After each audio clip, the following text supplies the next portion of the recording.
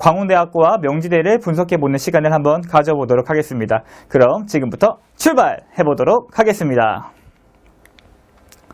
자, 일단은 광운대학교 말씀드리기 전에 변환 표준 점수에 대해서 간략하게 말씀드리도록 하겠습니다. 어머니 아버지께서 변환 표준 점수가 뭘까라고 생각하시는 부모님들도 있을 텐데요. 변환 표준 점수란 탐구 영역을 그야말로 조금 줄인다고 생각하시면 좋을 것 같습니다. 예를 들어서 제가 한 가지 이야기를 한번 해보도록 하겠습니다. 만약에 생명과학을 본 친구가 있고 화학을 본 친구가 있는데요. 둘 다 100점, 둘 다 만점을 받았다고 했을 때 생명과학 1을 본 친구는 표준 점수 72점을 받을 수 있고 화학은 63점을 받을 수가 있습니다. 그럼 화학 만점을 받은 친구들은 조금 억울하지 않습니까? 9점 차이나 나기 때문에. 그렇기 때문에 대학에서 이거를 조금 보정해 줄게 라고 하는 게 이제 변환 표준 점수라고 생각하시면 좋을 것 같습니다. 그래서 이제 일반 표준 점수로 봤을 때는 9점 차이가 나고 100분위로 봤을 때는 8점 정도가 차이가 나게 됩니다.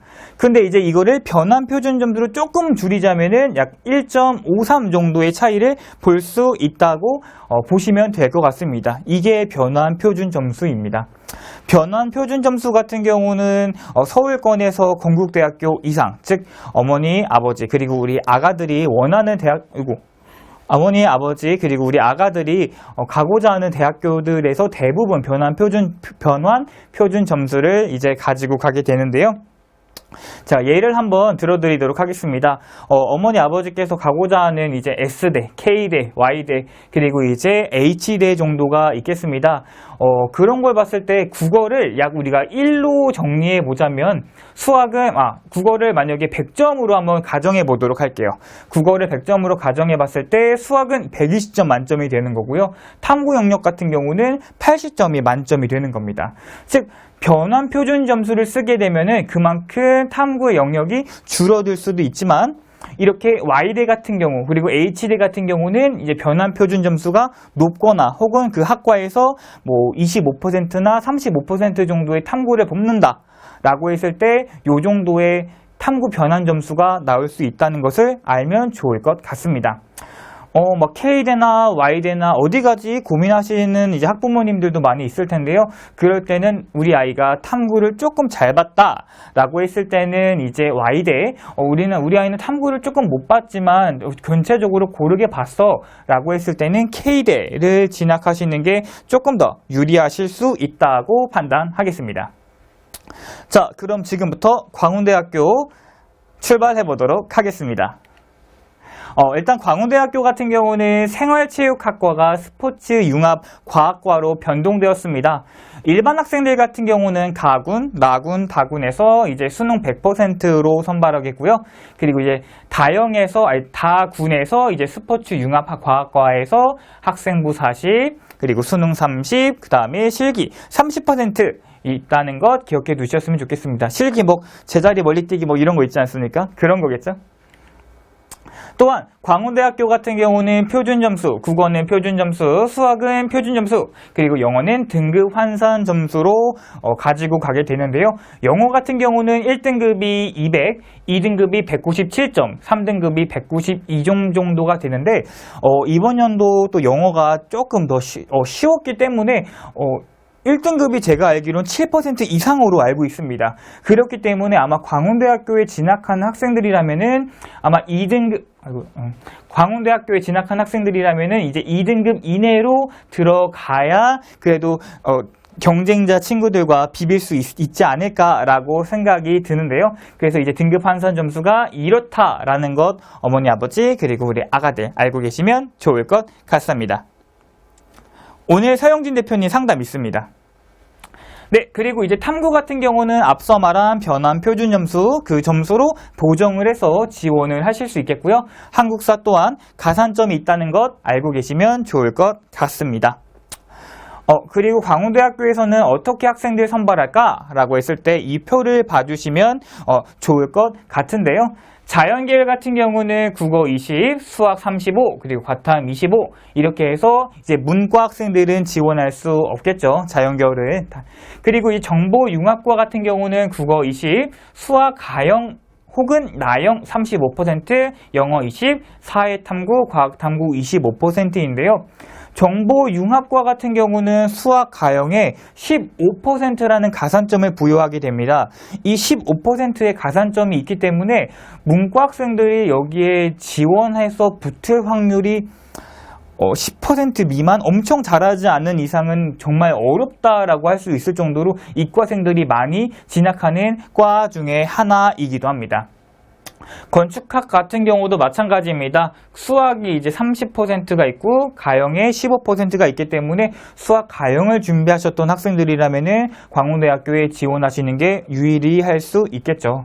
작년과 비슷하게 가형이 이제 난이도가 됐고 표준 점수도 비슷하게 형성되어 있으니까요. 인문계열 같은 경우는 그래도 국어가 30% 정도, 그리고 가나형 25%, 그리고 영어 20, 사회탐구, 과학탐구 25% 정도, 그리고 경영이나 국제통상학과 같은 경우도 국어 30%, 나형, 가형, 나형, 수학 35%, 영어 20%, 그리고 사과탐 15% 정도 있다는 거 기억해 두시고요.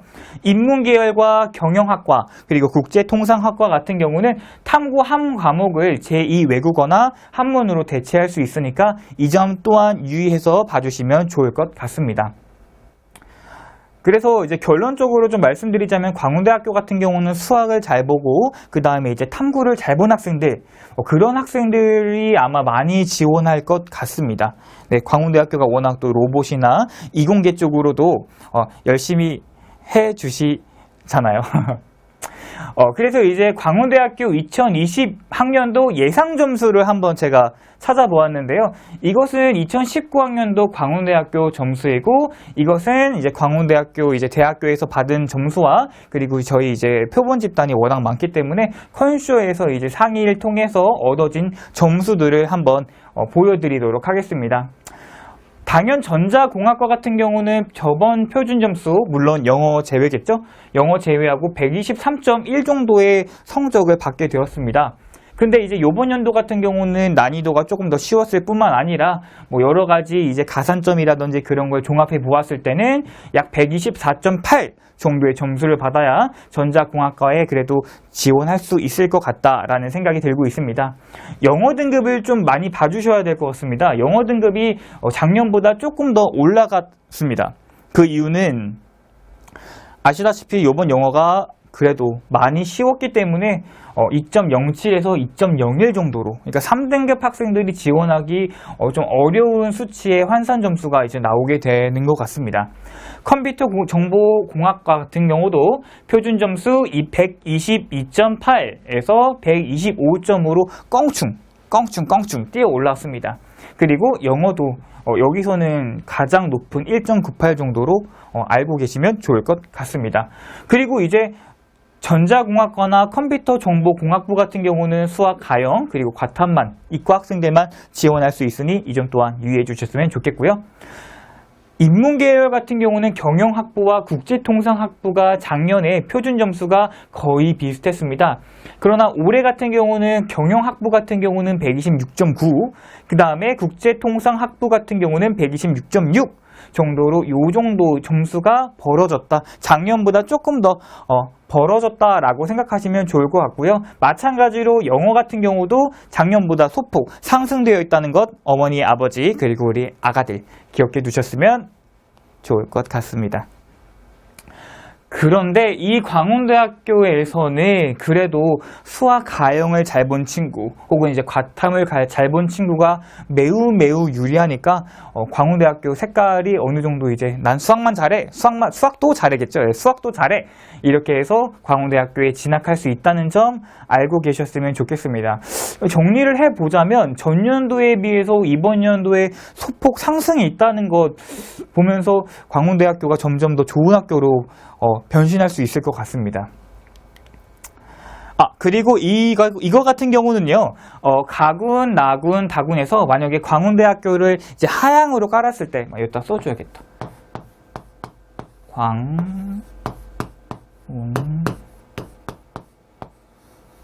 네. 이렇게 광운대가 이제 밑에 이제 깔려 있게 된다면은 얼만큼 내가 상향을 지원했을 때 가군, 나군, 다군에 어떤 학교를 쓸 수 있을까라고 정리해 봤는데요.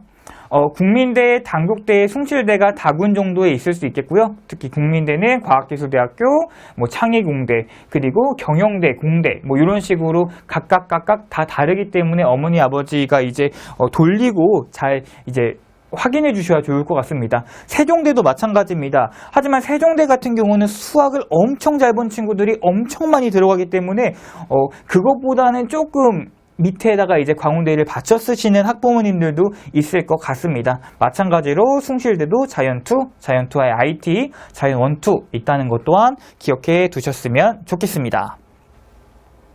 명지대학교에도 하트를 하나 넣어드리도록 하겠습니다. 자, 그럼 지워야 되는구나. 자, 명지대학교 같은 경우는 그나마 광운대학교보다는 또 쉽게, 알차게, 그리고 또 친절하게 홈페이지에 또 잘 적혀져 있어서 모직군 같은 경우는 가나다군, 전형은 수능 응시자 해서 수능 100%로 1000점 만점으로 선발을 하게 되는데요. 네. 그래서 이제 명지대학교 모직군 같은 경우는 간단합니다. 국어 3, 수학 가나형 3, 영어 2, 사회탐구, 과학탐구 2에서 대신에 이제 과목 수는 2개 있다는 거 기억해 두시고, 이제 국어나 수학을 잘 본 친구들, 비교적 영어와 사회과학보다는 더 잘 본 친구들이 지원하시면 아주 좋겠고요. 그 다음에 이 활용지표도 100분위가 있다는 것 어머니, 아버지 기억해 주세요.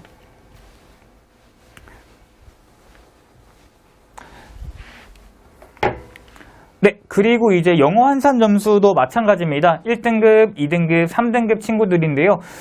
명지대학교에 지원할 친구들이라면 아마 요 3등급 라인 안에서 다 몰려서 축소가 될 것 같습니다. 그래서 영어를 조금 잘 본 친구들 같은 경우는 뭐 2등급에서 이제 1등급 사이, 그리고 이제 평범하신 친구들 같은 경우 이제 3등급에서 이제 4등급은 지원하면은 조금 힘들 수 있을 것 같습니다. 물론 5등급도 마찬가지겠지만, 한국사도 4등급까지는 3점으로 동일하니 이 점 또한 알고 계셨으면 좋을 것 같습니다. 자, 그래서 명지대학교 점수를 가지고 저희 콘쇼 계산기를 돌려본 결과 평균값들을 약간 예상해 보았습니다. 어문학부 같은 경우는 이제 작년에는 이제 53명, 뭐 사회과학대학은 86명, 경영대 90, 뭐 자연과 이렇게 뽑았었는데요. 요번에는 이제 수시 2월 추가 선발 인원을 아직 안 발표했기 때문에 인원은 이제 제가 잠깐 빈 공간으로 마련해 놓았습니다. 그렇게 보았을 때 이제 저희가 평균 점수를 이제 환산해 보았는데요. 명지대학교도 마찬가지입니다. 2018년도보다는 2019학년도가 합격자 평균 컷이 올라갔고요. 2019학년보다 2020학년이 더 합격자 평균이 올라갈 것으로 예상이 됩니다. 저희도 그렇게 생각하고요. 아마 내년에 이제 전년도 컷 보면은 아마 그렇게 나올 것 같습니다. 어문학부, 명지대학교 어문학부 같은 경우는 평균 점수 882.7, 그리고 평균 요번 연도 2020년 써놨군요. 네, 2020년 같은 경우는 883.6, 그리고 사회과학대는 888.9, 여기는 889.8, 이런 식으로 한 1점 혹은 2점 정도가 올랐다고 생각하시면 좋을 것 같습니다. 그리고 이제 경영대 같은 경우도 1점 정도 올랐고요. 네, 자연과학대학교 같은 경우, 자연과학대학교 같은 경우도 상당수 올랐다는 거, 그리고 신소재도 올랐고, 그다음 전공자유학부 같은 경우는 이제 이게 1학년 때는 전공자유학부로 들어갔는데 2학년 때는 이제 여러 가지 학과를 선택할 수 있게 됩니다. 그렇기 때문에 여기가 경쟁률이 막 엄청 높아질 수가 있어요. 아직 내가 나는 꿈이 없는 아이인가 봐, 이런 친구들 막 전공자유에 집어넣을 수도 있겠지만, 경쟁률이 전공자유학부 같은 경우는 이제 좌지우지한다고 생각하시면 좋을 것 같아요. 그래서 전공자유학부 같은 경우는 처음에 지원한 첫날에 막 경쟁률이 막 미친 듯이 높다. 막 미친 듯이 높으면은 고민을 한번 해봐야 될 것 같습니다. 진짜. 전공자유학부 같은 경우는. 자, 그래서 명지대를 이제 여기다 써놔야겠다, 이제. 이거 뭐야, 이거. 네. 자, 명지대 같은 경우는 이제 명지대를 밑으로 깔았을 때 어디까지 올라갈 수 있느냐? 가군, 그리고 나군, 그 다음에 네, 가군, 나군, 다군에 대해서 이제 어디까지 올라갈 수 있느냐를 정리해 봤는데요. 나군에서 이제 가천대라든지 용인대 같은 경우는 이제 그 밑에 살짝 놔도 될 학교이긴 하지만 그래도 일단 이렇게 적어 놨습니다. 가군에서 이제 가군에서 이제 인문에서는 이제 가톨릭대, 단국대, 숭실대, 그리고 나군에서는 이제 단국대, 숭실대, 여기도 마찬가지로 뭐 아주대, 상명대 요 정도. 자연계열에서는 국민대, 세종대, 숭실대, 그리고 여기서도 국민대, 인하대, 한양대까지. 그리고 자연도 여기 마찬가지로 명지대학교에 지원하길 희망하시는 학생들이라면은 다군은 요렇게, 나군은 이렇게, 가군은 요 정도 라고 판단해 주시면 좋을 것 같습니다.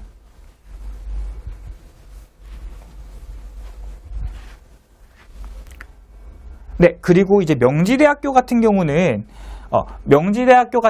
이제 영어 등급이 1등급부터 4등급 차이가 그렇게 크지는 않지만 그래도 저의 입장에 봤을 때는 3등급 이내로 들어와야 지원할 수 있을 것 같다라고 생각합니다. 5등급부터는 뭐 당연히 차이가 크게 날 수 있겠죠. 그리고 마찬가지로 전공 자유학부 같은 경우는 2학년으로 진급할 때 학과 선택을 하는 전공이기 때문에 경쟁률이 항상 높습니다. 근데 경쟁률 이거 체크하실 때 정시는 경쟁률이 가장 중요하지 않습니까? 어머니 아버지 다 아시다시피. 그렇기 때문에 첫날 경쟁률이 어마어마하게 높아버린 친구 같은 경우는 어마어마하게 높아버리는 이제 학과 같은 경우는 정말 빠르게 신중하게 고민을 하시고 빠르게 다른 학과로 돌리셔야 좋을 것 같아요. 정시는 경쟁률은 정시니까요. 특히 다군 충원 합격률 높다는 거는 저번에 이제 가나다군 설명했을 때도 말씀드렸죠. 다군에서 이제 변수도 많이 발생하고 추가 합격률도 많이 발생하기 때문에 이것 또한 유의하셨으면 좋겠습니다. 또한 2018학년도 합격자 평균, 2019학년도 합격자 평균 점점 올라가고 요번 2020학년도도 합격자가 소폭 상승될 것으로 예상이 됩니다. 네. 그래서 결론을 말씀드리자면은 막 저희 어머니 아버지께서 막 대학별 환산 점수가 뭐야 막 이러면서 막 모집 요강 봐도 막 머리 아프시고 오늘 어디 대학은 뭐 1000점인데 막 어디 대학은 뭐 400점이야. 우리 아이 다 합쳐봤자 400점밖에 안 되는데 그럼 우리가 600점이 모자른 거야? 라고 생각하실 수 있는데 이 대학별 환산 점수라는 게 우리 아가들의 표준 점수 그리고 100분위를 막 가지고 왔습니다. 성적표를 가지고 왔어요. 엄마 나 성적표 받아왔어요 했는데 이제 어머니 눈물 나시고 막. 근데 이제 대학별 반영 지표를 한번 확인해 보셔야 돼요. 대학에서 뭐 가형을 나가는지 혹은 나형을 쓰는지 그리고 과목별 반영 비율에서 막 국어가 30인지 뭐 수학이 40인지 이런 거 확인해 두시고 그 다음에 변환 표준 점수 있지 않습니까? 요 변환 표준 점수 같은 경우는 건대 이상급의 이제 좋은 대학교에서 이제 변환 표준 점수 있으니까 요것도 이제 몇 퍼센트가 차이가 나는지 우리 아이가 윤리와 사상을 했는지 혹은 뭐 동아시아사를 했는지 그런 거 변환 표준 점수 잘 하시고 마지막에 이제 수 가형이 가산점이 있니 없니 혹은 이제 뭐 과탐에 뭐 3%니 5%니 요런 것들을 통해서 나오는 게 대학별 환산 점수라고 하는 겁니다. 그냥 400점 만점으로 하면은 어머니들도 알기 쉽고 저희도 알기 쉽고 애들도 편할 텐데 왜 이렇게 어렵게 만드는지 모르겠습니다. 자, 이렇게 해서 이제 제가 준비한 이제 명지대와 광운대가 이제 전반적으로 어떻게 정시 전략을 짜야 할지에 대해서 한번 알아보았습니다. 제가 라이브가 이제 3번째긴 하지만 그래도 어려운 거는 항상 어려운 것 같습니다. 이분은 이제 대표님께서 서강대 그리고 중앙대 이제 좀 더 심도 있는 대학교들을 한번 말씀드리도록 하겠습니다. 저 컨쇼 이우승 컨설턴트 여기까지만 하도록 하겠습니다. 그리고 대표님께서 이거 출발 한번 안 했다고 저번에 기분이 별로 안 좋으셨던 것 같아요. 이제 대표님께서도 이따가 하실 때 출발 한번 외쳐주시면 좋을 것 같습니다. 네, 인사드리겠습니다. 감사합니다.